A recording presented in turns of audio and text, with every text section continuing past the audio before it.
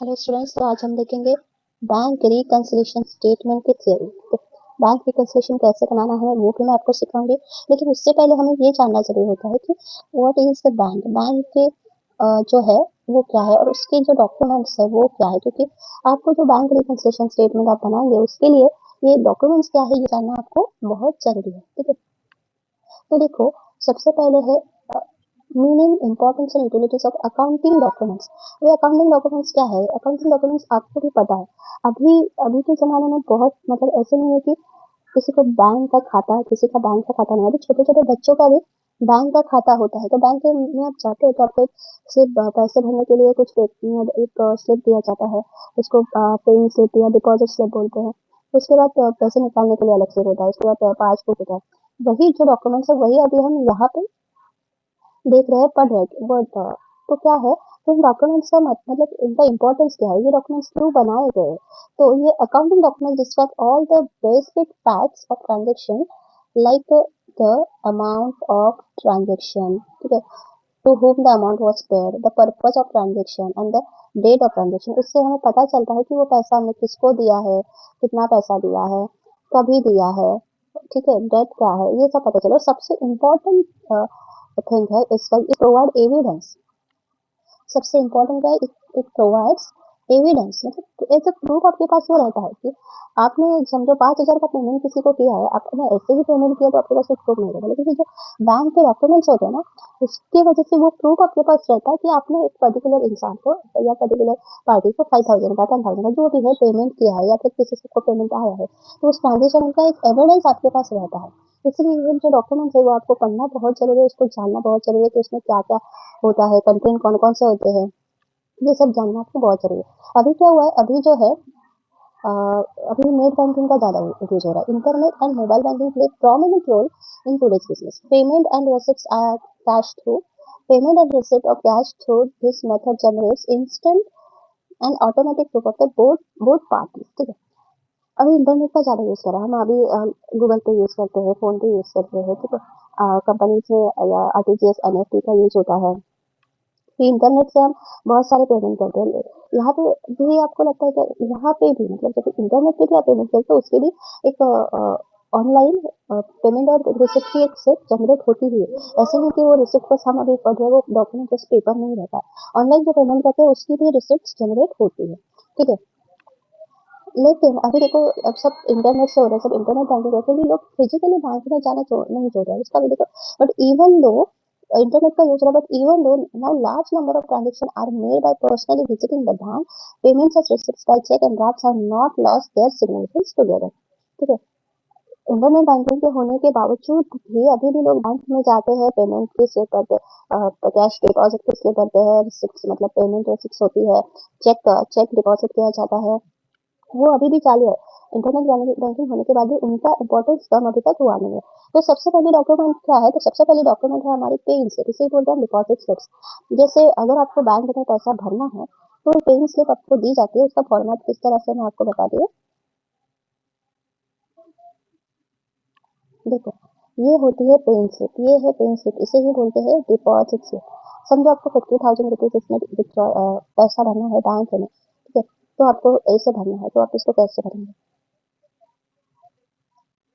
देखो, ये paying slip है, यहाँ पे आपको सबसे पहले यहाँ पे ब्रांच मतलब जो भी बैंक का पैसा आप भर रहे हो, जो भी बैंक में आप पैसा भर रहे हो वो कहाँ पे, अगर आप मुंबई में रहते हो, मुंबई में कहाँ, बोरीवली में, तो Borivali east branch, east west होता है बोरीवली में मुंबई में, ठीक है, तो बोरीवली ईस्ट ब्रांच आप लिखेंगे। उसके बाद तारीख, जिस दिन को आप वो पैसा भर रहे हो वो तारीख आएगी, यहाँ पे आएगा अकाउंट नंबर, ठीक है, यहाँ पे आपका नाम आएगा, मतलब जो भी अकाउंट होल्डर है, जो भी वो पैसा भर रहा है उसका नाम आएगा। उसके बाद यहाँ पे मोबाइल नंबर आएगा, रकम अमाउंट कितने भर रहे हो वो यहाँ पे आएगी। उसके बाद वर्ड्स में वो जो अमाउंट है वो लिखनी है।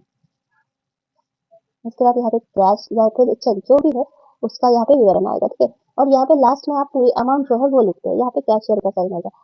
अभी दूसरी जो साइड है वहां पे भी आपको सेम इन्फॉर्मेशन फिलअप करनी है, ठीक है, सेम इन्फॉर्मेशन, बस यहाँ पे रुपीज में कितना रुपया आपने कितने रुपीज के नोट्स आप भर रहे हो वो लिखना है, ठीक है। अभी 2,000 के 5 नोट है, तो यहाँ पे 2,000 के 5 5 करेंगे और वहाँ पे 10,000 लिखेंगे, ठीक है। इस तरह नोट, अगर आप कैश भर रहे हो तो नोट कितने कितने के ये यहाँ पे आपको लिखना होगा, और बाकी सेम आपको आपको लिखना है, भरना है, ठीक है। यहाँ पे इसके दो भाग होते हैं, और ये जो साइन है ना वो आपको बैंक देगी एज अ एक्नॉलेजमेंट। ठीक है, वहाँ पे बैंक का स्टैम्प होगा, साइन होगा, और फिर डेट होगी, और ये भाग आपको काट के दिया जाएगा, और ये जो पार्ट है ना वो रहेगा बैंक के पास। ठीक है, तो ये जो पार्ट है, ये जो पार्ट आपको मिलेगा वो as a proof, as evidence आप अपना रखोगे कि लाइक अगर फ्यूचर में कुछ प्रॉब्लम हो गया या फिर, तो as a proof, as a evidence आप इसको दिखा सकते हो।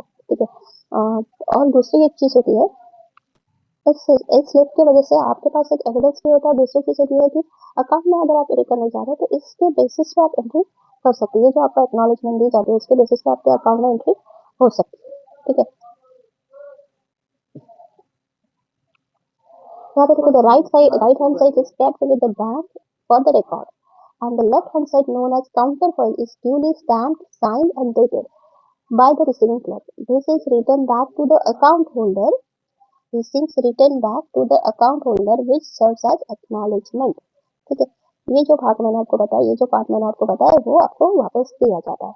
ठीक है, वो आपको, आपके पास एक प्रूफ भी हो जाता है, और दूसरी बात है वो आपके वो अकाउंट में उसकी एंट्री, उस ट्रांजेक्शन की एंट्री करने के लिए भी आपके पास एक डॉक्यूमेंट भी हो जाता है। ठीक है, नेक्स्ट हम देखेंगे, नेक्स्ट डॉक्यूमेंट है, देखो, in modern times a cheque along with duly filled paying slip can be simply drop into the drop box placed in the bank for collection. अभी क्या हो रहा है, मतलब ऐसे क्लर्क, अभी ऐसे आपको बस वो चेक है वो फिल अप करना है, वो स्लिप जो है उसको अटैच करना है, और वहाँ पे ड्रॉप बॉक्स होता है बैंक में, तो ड्रॉप बॉक्स में सिंपली डालना है, तो बाकी कुछ लाइन में नहीं रहना है वगैरह, से कुछ नहीं है।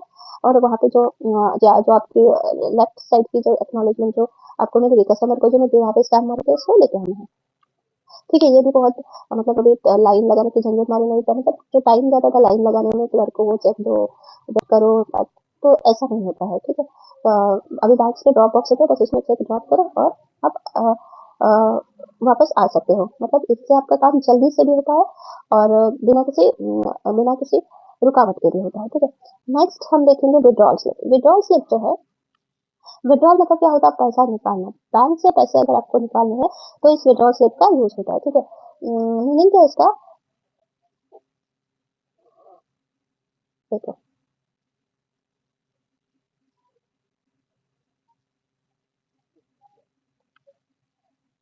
withdrawal slip का मीनिंग है, withdrawal means removing funds from the bank from which to be filled for withdrawing money for the bank is known as withdrawal slip. A copy of a document of this document is not available to record that transaction in the books of accounts, but it is reflected in the passbook. देखो, ये जो withdrawal slip होती है ना, इसकी कोई acknowledgement आपको मिलती नहीं। जैसे आपको पेइंग स्लिप की acknowledgement, विड्रॉल डिपॉजिट स्लिप की acknowledgement मिलती है, लेकिन विड्रॉल स्लिप की कोई भी acknowledgement के लिए स्लिप नहीं मिलती, एज एविडेंस वगैरह ऐसे कुछ स्लिप नहीं मिलती। ठीक है, तो इसकी एंट्री कहाँ पे होती है, इसकी एंट्री पासबुक में होती है। ठीक है, पासबुक में आपकी एंट्री आ जाएगी कि इतना का पैसा आपने निकाला। ठीक है, तो इसके कंटेंट्स क्या क्या होते हैं वो हम देखते हैं। देखो, ये है कैश विड्रॉल स्लिप। ठीक है, ये है cash withdrawal slip. Cash withdrawal slip होती है, देखो यहाँ पे कैश विड्रॉल स्लिप, पैसे काढ़ा हुआ से चलन, नकद, अन्यथा पर्चे। यहाँ पे जो भी बैंक है उसकी ब्रांच आपको लिखनी है। जैसे मैंने बताया बोरीवली है, मुंबई में है, बोरीवली में है तो बोरीवली यहाँ पे लिखना है, बोरीवली ईस्ट वेस्ट ऐसे। ठीक है, यहाँ पे डेट लिखनी है, जिस तारीख को आप पैसा निकाल रहे हो उसकी डेट लिखनी है।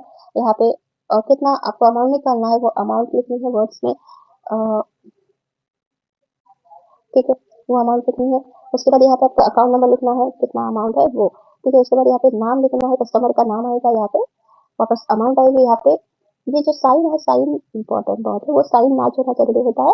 तो यहाँ पे आपके साइन अच्छे से आपको साइन करना जरूरी होता है, जो साइन आपने अकाउंट पे जब ओपन किया है तभी जो साइन की है वही साइन यहाँ पे लगेगी, वो जो क्लर्क होगा वो साइन मैच करेगा, उसके बाद ही आपका ट्रांजेक्शन हो पाएगा। ठीक है, और यहाँ पे वो बैंक के क्लर्क के साइन आते हैं। ठीक है, देखो यहाँ पे cheque can also be used to withdraw cash from bank by the account holder. अभी स्लिप के साथ अभी चेक का भी यूज होता है, बैंक से अगर पैसा निकालना है तो चेक भी चलता है, चेक से भी पैसा निकाल सकते हैं। ठीक है, the document is used by the account holder with in the bank only withdrawal money, बस पैसा निकालने के लिए इसका यूज होता है। ठीक है, account holder science on the face of the slip, on back side of the slip. Account holder जो है उसको जो स्लिप है उसके सामने और पीछे भी साइन करना पड़ता है, ठीक है। Signature of the account holder is matched with his specific signature recorded in the books of bank, thereby avoiding mall practices. जैसे मैंने आपको बताया कि कुछ गलत ना हो, कोई दूसरा ही आपके अगर पैसा निकाले, ऐसा ना हो, इसलिए साइन जो है आपकी मैच होना जरूरी होती है। जो साइन आपने खाता ओपन करते वक्त करी है वही साइन आपकी होनी चाहिए वहाँ पे, ठीक है। नेक्स्ट है पासबुक, ये बहुत ही इंपॉर्टेंट है। अभी आपकी जो टॉपिक आप चल रहा है क्या है वो बैंक रिकन्सिलिएशन स्टेटमेंट आपको बनाना है, उसके लिए ये बहुत इंपॉर्टेंट टॉपिक है, उसलिए ये बहुत इंपॉर्टेंट डॉक्यूमेंट है। तो इसमें क्या है, passbook is copy of extract of laser of account, extract of laser of account, देखो एक्सट्रैक्ट ऑफ लेजर, ध्यान से सुनो, ये पासबुक ये कोई बड़ी सी चीज नहीं है। हम अभी तो ये जो चीजें मैं आपको बता रही हूँ अभी सबके डेली यूज में होता है, अभी ये नॉर्मल हो गया था। अभी 10-12 साल पहले हमारे लिए ये चीजें नहीं थी, 12-13 साल पहले, लेकिन अभी आपको सबको पता है, बैंक सबका खाता होता है, छोटे छोटे बच्चों का खाता होता है, तो ये सब चीजें नॉर्मल है, ठीक है। आपको ये पता होती ही है ऑलरेडी, बस आपको वर्ड्स में डिस्क्राइब करना होगा, क्योंकि आंसर तो आपको वर्ड्स में ही देना है। जब आप आंसर लिखोगे क्वेश्चन का, तो वर्ड्स में ही देना, तो वर्ड्स में डिस्क्राइब करना आपको आना, अकाउंटिंग लैंग्वेज में वो डिस्क्राइब करना आपको आना चाहिए, इसलिए आपको ये पढ़ना जरूरी है, ठीक है। Passbook is copy of extract of ledger account of discount holder of account holder appearing in the books of bank. Ledger मतलब क्या, उसका जितना भी ट्रांजेक्शन उसने किया है, कितना पैसा निकाला है, कितना डाला है, कितना पैसा निकाला है, कितना पैसा डाला है, वही होता है उसका लेजर। उसकी सब जो डिटेल्स है वो आपको कहाँ पे मिलेगी, वो आपको मिलेगी पासबुक में। मतलब समझो कि मेरे पास मेरे अकाउंट में 5000 रुपीज बैलेंस था साल के शुरुआत में, उसके बाद मैंने 2000 रुपीज निकाला, ठीक है। अभी मेरे पास बचा कितना 3000, तो बैलेंस कितना 3000 है। अभी मैंने वापस कितना 2000 डाला, तो अभी वापस कितना 5000 हुआ, मतलब ऐसे जितने भी ट्रांजेक्शन होते हैं वो सब का विवरण आपको इस पासबुक में मिल जाता है, तो सबकी डिटेल्स आपको पासबुक में मिल जाते हैं, ठीक है। ये पासबुक होता कैसे हुआ अपन देखते हैं, देखो। तो देखो ये है पासबुक का फॉर्मेट, यहाँ पे बताया, आपको पता होगा state bank of India, Maharashtra bank, या फिर जो भी बैंक है आईडीबीआई बैंक वगैरह, उनके फॉर्मेट वो पासबुक पासबुक कैसे है वो आपको पता होगा। जब नहीं पता है तो अभी किसी को अपने मम्मी को या पापा को या जो भी आपके पास पड़े हैं उनके उनका पासबुक आप देख सकते हो, सेम उसका बस कवर अलग होगा, लेकिन आप अंदर का जो फॉर्मेट है ना वो उसी तरह से रहता है, ठीक है। फर्स्ट पेज पे आपका क्या आता है, फर्स्ट पेज पे आपका आता है ये सब डिटेल्स, एक ऊपर का पेज रहेगा, उसके बाद एक फ्रंट पेज रहेगा, फ्रंट पेज के बाद का फर्स्ट पेज जो रहेगा वहाँ पे आएगा name of the bank of branch. ये तो ऑब्वियसली होना चाहिए कौन से बैंक का वो कौन से बैंक का वो आपका अकाउंट है, उसके ब्रांच का एड्रेस क्या है वो सब, और बैंक का नंबर क्या है वो सब होना ही चाहिए। उसके बाद full name of account holder and address, account holder जो भी है उसका उसका एड्रेस और नाम रहेगा, टाइप ऑफ अकाउंट कौन से टाइप का अकाउंट है, जॉइंट अकाउंट है, सेविंग अकाउंट है या फिर करंट अकाउंट है वो रहेगा। Account number and customer ID, एक अकाउंट नंबर तो रहेगा और कस्टमर आईडी यूनिक आईडी हर कस्टमर को दिया जाता है, ठीक है। वो आईडी वहाँ पे लिखा रहेगा। फोटो ऑफ अकाउंट होल्डर वहाँ पे आपको उस सब डिटेल्स के साइड में आपको एक थोड़ा सा थोड़ी सी जगह एक कॉलम बना के दिया जाता है, वहाँ पे आपको फोटो आपका चिपकाना, मतलब अकाउंट होल्डर का फोटो आपको चिपकाने को बोलते हैं, चिपकाना चिपकाया हुआ होता है, वहाँ पे एक फोटो होता है, ठीक है। उसके बाद आईएफएससी कोड रहता है, आईएफएससी कोड इसके लिए यूज होता है कि it is an alpha numeric code that facilitate electronic funds like transfer like IMPS, NEFT, RTGS, ये इलेक्ट्रॉनिक फंड ट्रांसफर होता है, RTGS इंटरनेट के थ्रू ये पेमेंट होता है, ठीक है। इसके लिए एक आईएफएससी कोड दिया जाता है बैंक का, हर बैंक का एक आईएफएससी कोड अलग अलग आईएफएससी कोड होता है, ठीक है। हर बैंक का जैसे हर बैंक के ब्रांच का एक अलग अलग आईएफएससी कोड होता है, ठीक है, वो दिया जाता है। उससे अगर कोई आरटीजीएस एनईएफटी ऐसे पेमेंट करने हो, ठीक है, तो उसके लिए आईएफएससी कोड जरूरी होता है, ठीक है। उसका फुल फॉर्म जो है उसका जो फुल फॉर्म है वो आपको ध्यान में रखना जरूरी है, इंडियन फाइनेंशियल सिस्टम कोड, ठीक है। नेक्स्ट है कॉलम ऑफ हाँ, अभी ये तो सब फर्स्ट पेज पे आएगा, ये सब कुछ जो आपने पढ़ा हुआ तो सब फर्स्ट पेज पे आएगा। अभी असली पिक्चर चालू होगा, अभी आपको असली जो आपकी समझ है वो दिख जाएगी, वो है,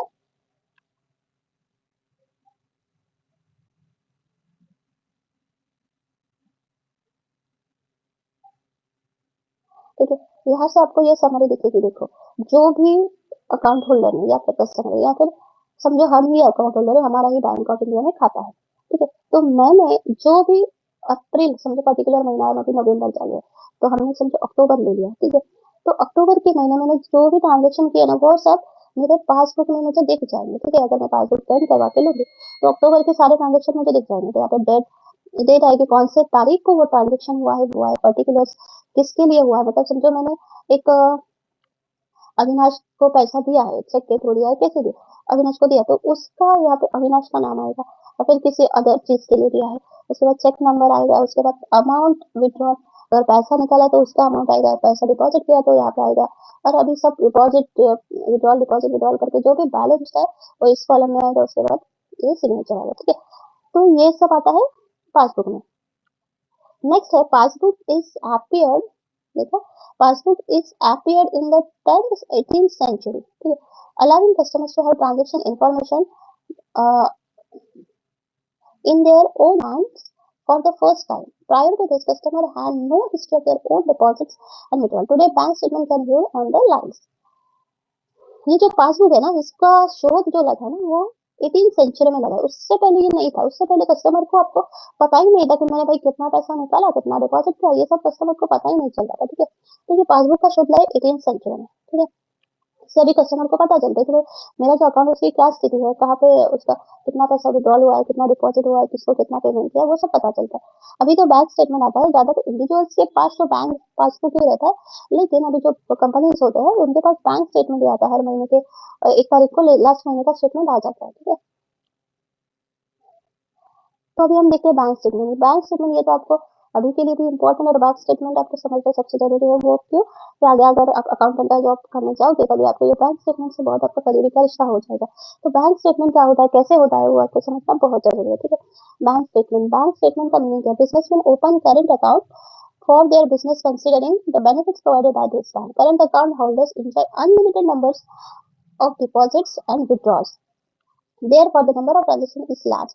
Businessmen like to know the details of transaction and the bank balance. देखो अभी ये जो करंट अकाउंट होता है वो बिजनेसमैन का होता है, क्योंकि उनको दिया जाता है कि आप जितना चाहे दिन को ट्रांजेक्शन कर सकते हो, क्योंकि वो बिजनेस है तो ऑब्वियसली वो बहुत सारे ट्रांजेक्शन हो गए दिन में, किसमें 10,000 10 पेमेंट हो गए, 10 रेसिप्ट हो गए, तो बहुत सारे पेमेंट उसमें हो गए, ठीक है। तो उसके लिए वो पासबुक बराबर नहीं, तो उसके लिए उनको बैंक स्टेटमेंट दिया जाता है, उससे अकाउंट होल्डर जो होता है, वो बिजनेसमैन जो होता है, उसको पता चलता है कि भाई मेरा फाइनेंशियल ट्रांजेक्शन कितने हुए, फाइनेंशियल समरी क्या है इस महीने की, बैंक की समरी क्या है, वो उनको पता चलता है। ये जो bank statement were printed paper statements produced monthly, quarterly और एनुअली, महीने का भी दिया जाता है, क्वार्टरली मतलब 3 महीने का दिया जाता है, साल का दिया जाता है। Bank such matter of service will provide the periodical bank statement. Today, the better access to internet and online banking statement also, and the electronic statement can be viewed online. Download the printed online and printed account holder. This reduce the cost of paper and process. अभी क्या बोल रहे थे, पहले जैसे paper मतलब bank paper एक भेजती थी और स्टेटमेंट प्रिंट करके भेजती थी, तभी आपको स्टेटमेंट मिलता था, लेकिन अभी नहीं, अभी बैंक जो है ना आपको ऑनलाइन भी भेजती है, हर महीने को एक स्टेटमेंट का मेल आता है आपको कि भाई ये आपका स्टेटमेंट है, तभी आप वहाँ पे एक पासवर्ड डालना होता है, पासवर्ड डालने के बाद वो अकाउंट आपको वो स्टेटमेंट आप देख सकते हो। इससे क्या होता है, पेपर भी बचता है, this reduce the cost of paper and postage का खर्चा भी बचता है, ठीक है। और दूसरी बात ये होती है कि आप ये नेट बैंकिंग है तो इंटरनेट के थ्रू आपका अगर ऑनलाइन अकाउंट होता है बैंक बिजनेस का, तो वहाँ पे जाके आप डायरेक्टली आपका स्टेटमेंट जो है डाउनलोड भी कर सकते हैं, ठीक है। इससे क्या होता है, पेपर भी बचता है और पोस्टेज का खर्चा भी बचता है, और ये काम भी फास्ट हो जाता है, ठीक है। आपको वेट नहीं करना पड़ता कि कब बैंक स्टेटमेंट भेजेगी और कब मैं चेक करूंगी और कब मैं अपना कैश टैली करूंगी, ठीक है। अभी नेक्स्ट देखते हैं, important and utilities. Bank statement आने से account holder to know the balance with the bank, ये तो ऑब्वियसली उसका काम ही वही है, बैंक स्टेटमेंट की वजह से उसका बैलेंस में कितना पैसा पड़ा है वो बिजनेसमैन को पता चलता है। Suitable arrangement for payment can be made, हाँ ये उस स्टेटमेंट की वजह से आपको पेमेंट कैसे यूटिलाइज करना है, किसके लिए कितना पेमेंट या फिर वहाँ पे कौन सा फंड यूटिलाइज करना है, ये आप अरेंज कर सकते हो, ठीक है, ये आप अरेंजमेंट्स कर सकते हो। If it helps businessman to know the time taken for clearance of cheque deposited, ये इससे ये भी पता चलता है, जैसे मैंने आपको अगर 8 अक्टूबर को मैंने चेक डिपॉजिट किया है बैंक में, मुझे किसी पार्टी का चेक मिला है, ठीक है, तो मैंने वो बैंक डिपॉजिट किया है, तो ऐसे नहीं है कि दूसरे दिन ही वो चेक पैसा मेरे अकाउंट में जमा होगा, दूसरे दिन ही वो पैसा मेरे अकाउंट में जमा नहीं होगा, तो वो कब होगा, ज्यादातर से नॉर्मली 3 दिन लगते हैं पैसा जमा होने को, अगर छुट्टी होगी तो वो छुट्टी के दिन छोड़ दिए जाते हैं, जो वर्किंग वर्किंग डेज होते हैं 3 वर्किंग डेज लगते हैं चेक क्लियर होने को, ठीक है, नॉर्मली। तो 3 दिन में होना चाहिए, मतलब 8 तारीख को मैंने डिपॉजिट किया तो 8 तारीख एक 9 10 10 तारीख को चेक डिपॉजिट होना चाहिए, क्लियर होना चाहिए, लेकिन अगर ऐसा नहीं हुआ तो किस तारीख को वो चेक एक्चुअली क्लियर हुआ है, मतलब एक्चुअल में क्लियर होना मतलब क्या, एक्चुअल में जिस पार्टी ने वो चेक आपको दिया उस पार्टी से पैसा आपके चेक आपके खाते में जमा होना, इसको बोलते हैं क्लियर होना चेक, ठीक है। तो किस तारीख को जमा हुआ है, वो कितने डेट को जमा हुआ, कितने दिन लग गए वो चेक जमा होने के लिए, ये पता चलता है बिजनेसमैन को, ठीक है। नेक्स्ट है it helps in preparation of bank reconciliation statement. हाँ, बैंक रिकंसिलिएशन स्टेटमेंट आप बना सकते हो बैंक स्टेटमेंट से, ठीक है। नेक्स्ट इसके कंटेंट्स क्या क्या होते हैं वो देखते हैं। Contents details of their details of bank है, ब्रांच एंड ऑब्वियसली वो बैंक का कोई डॉक्यूमेंट है, कोई भी डॉक्यूमेंट, तो उसका बैंक का जो डिटेल्स है वो रहना ही चाहिए। देखो यहाँ पे बैंक ऑफ इंडिया का नाम है, उसका एड्रेस है, अकाउंट टाइप क्या है, इंस्टीट्यूशनल, ठीक है। कौन सा अकाउंट है, current account, statement of account, कौन सी डॉक्यूमेंट है, स्टेटमेंट ऑफ अकाउंट। उसके बाद यहाँ पे डेट रहेगी, किस तारीख को वो आपको वो इस तारीख का स्टेटमेंट में मिल रहा है। उसके बाद पेज नंबर लेजर नंबर रहेगा, ठीक है। नेक्स्ट है देखो, वहाँ पे यहाँ पे सब डिटेल आएगा, जितने भी ट्रांजेक्शन आपने पूरे महीने में किए, पूरे अभी मैंने बोला अक्टूबर का हम कंसीडर करके चलते हैं, लेट्स अज्यूम दैट अक्टूबर का हमें स्टेटमेंट मिला है, तो यहाँ पे आपको आएगा अक्टूबर फर्स्ट तारीख से लास्ट तारीख तक, मतलब 31 अक्टूबर तक कितने, या फिर जो 30 अक्टूबर तक जितने भी आपके ट्रांजेक्शन हुए वो सब यहाँ पे डिटेल्स आएगा, डेट बाय डेट आएगी, ऐसे नहीं कैसे भी आएगा, 1 तारीख का, उसके बाद 2 तारीख का, 3 तारीख का, 4 तारीख का आएगा, पर्टिकुलर किसके रिगार्डिंग वो ट्रांजेक्शन हुए वो आएगा। उसके बाद चेक नंबर, किस चेक के थ्रू वो ट्रांजेक्शन हुआ है वो आएगा, यहाँ पे कैश कितना विड्रॉल किया है मतलब वो आएगा, कैश कितना डिपॉजिट किया है वो आएगा, विड्रॉल डिपॉजिट मतलब पेमेंट्स कितने हुए हैं, रिसिप्ट कितने हुए हैं, ठीक है, वो आएंगे, ठीक है। और यहाँ पे बैलेंस आएगा और यहाँ पे सिग्नेचर आएगा, ठीक है। कैश विड्रॉल, अमाउंट विड्रॉल और अकाउंट डिपॉजिट का इसे एक्चुअल में वैसे मतलब नहीं लेना है कि अमाउंट जाके बैंक में कितना डिपॉजिट किया कितना निकाले, वो तो आएगा ही। उसके बाद ही पेमेंट और रिसिप्ट, कितना पेमेंट हुआ है, कितना पेमेंट कटा है और कितना पेमेंट मिला है वो आएगा, ठीक है। यहाँ पे आएगा क्रेडिट साइड में अमाउंट डिपॉजिट में वो रिसिप्ट कितने मिले वो आएंगे, और अमाउंट विड्रॉल में कितना पेमेंट निकाला है, कितना पैसा पेमेंट हुए है एक्चुअल में वो आएगा, ठीक है। नेक्स्ट अभी बैंक एडवाइस क्या होता है, बैंक एडवाइस एक एक्स्ट्रा डॉक्यूमेंट होती है जो बैंक एडवाइस जो होती है वो बैंक भेजता है बिजनेसमैन को, ठीक है। बैंक इसको भेजता है बिजनेसमैन को या फिर बिजनेसमैन या फिर अकाउंट होल्डर को या फिर उसके कस्टमर को, ठीक है। ज्यादातर ये यूज मतलब बिजनेसमैन का होता है, इसलिए मैंने बिजनेसमैन बोला, क्योंकि अभी जो हम आगे पढ़ रहे हैं वो हम बिजनेस से रिलेटेड ही सब पढ़ रहे हैं ना, अभी इंडिविजुअल्स का तो कुछ पढ़ नहीं रहे, इसलिए मैंने यहाँ पे बिजनेसमैन बोला।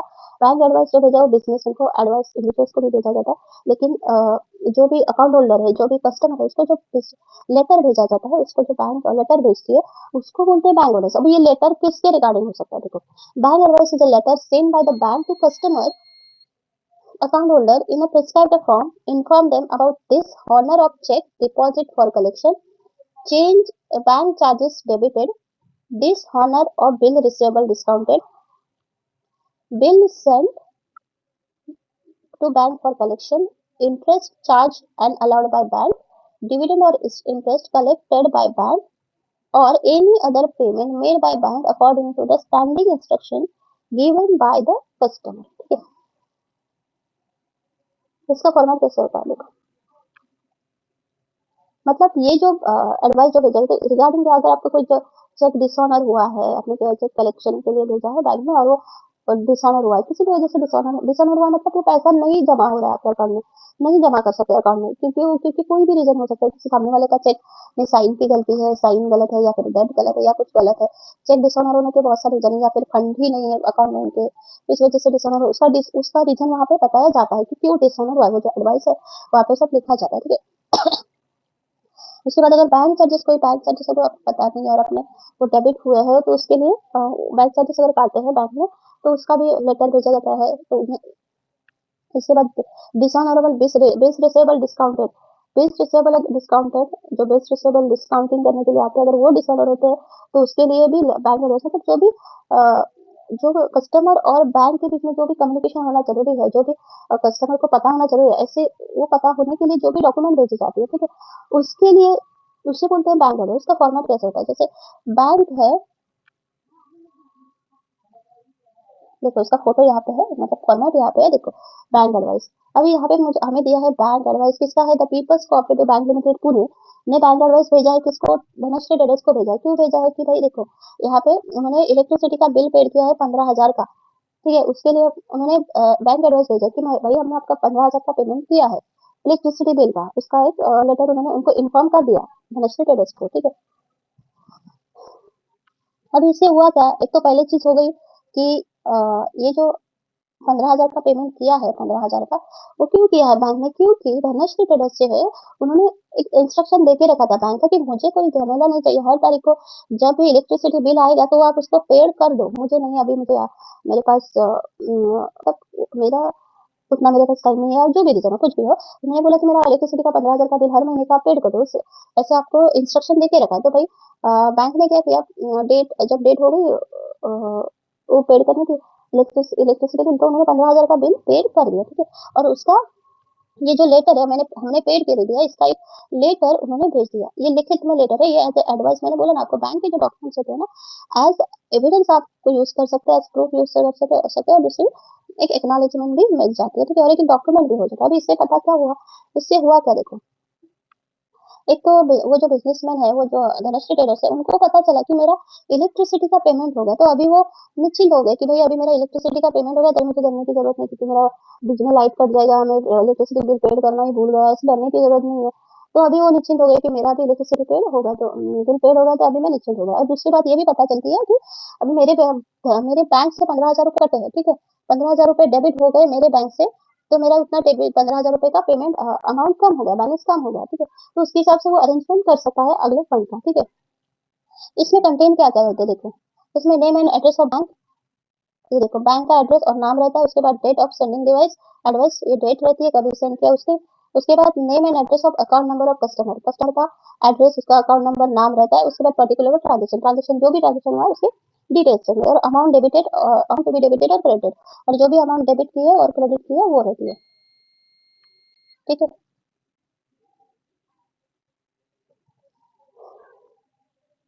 because SMS alerts and notifications have overtaken bank advice today. Account holder receives SMS, SMS on their registered mobile number giving updates of the latest current service. अभी तो ज्यादा बैंक एडवाइस नहीं होता, बिजनेसमैन का लिए होता है, लेकिन अभी जो इंडिविजुअल्स होते हैं उनके लिए अभी एसएमएस होता है। मतलब देखो, अभी कभी कुछ भी पैसा आता है, आपके अकाउंट में पैसा जमा होता है, तो भी आपको एसएमएस आता है, अगर आपका कोई चेक डिसऑनर हुआ है वगैरह, कुछ पैसा कटा है, तो आपको एसएमएस आ जाता है। तो बैंक एडवाइस की जगह अभी एसएमएस ने ली है। ठीक है, नेक्स्ट देखते हैं। ठीक है, नेक्स्ट है मीनिंग, तो ये हो गए हमारे तो ये हो गए हमारे डॉक्यूमेंट्स जो बैंक से रिलेटेड है। ये डॉक्यूमेंट्स क्या होते हैं, कैसे होते हैं, ये हमें लग रहा तो इजी है कि हमारे हमेशा के यूज में ये रहता है इजी है, लेकिन इसको हर उस याद रखना आपको बहुत जरूरी है, क्योंकि क्या होता है, एग्जाम में जब आता है, क्वेश्चंस आते हैं, तो इनके वो एग्जैक्ट वर्ड क्या है, या उसको अकाउंटिंग वर्ड में क्या बोलते हैं, ये आपको पता नहीं होता, उसकी वजह से प्रॉब्लम होती है। ये तो आपको पता होती है। ठीक है, तो इसके लिए आपको ये पढ़ना, मतलब याद तो आपको रहेगा, ये रोज की चीज है। ठीक है, लेकिन आपको उसको पढ़ना, उसको ध्यान में रखना, वो वर्ड्स ध्यान में रखना बहुत जरूरी है, क्योंकि ये फिल इन द ब्लैंक्स के लिए वगैरह आते हैं, वन वर्ड्स में आंसर दो वगैरह, इसके लिए आते हैं, तो इसलिए आपको ये ध्यान में रखना है। आज तक के लिए बस इतना ही। हम अगले लेक्चर में देखेंगे meaning, definition, mean, importance of bank reconciliation, मतलब इसके आगे का जो थ्योरी है वो हम अगले लेक्चर में देखेंगे। आपको कैसा लगा मेरा लेक्चर, तो मुझे जरूर कमेंट में बताइए। अगर आपको कोई भी इसमें से कोई भी जो मैंने पढ़ा है वो समझ में नहीं आया, तो मुझे कमेंट में बताइए, मैं आपको उसका आंसर जरूर दूंगी। धन्यवाद।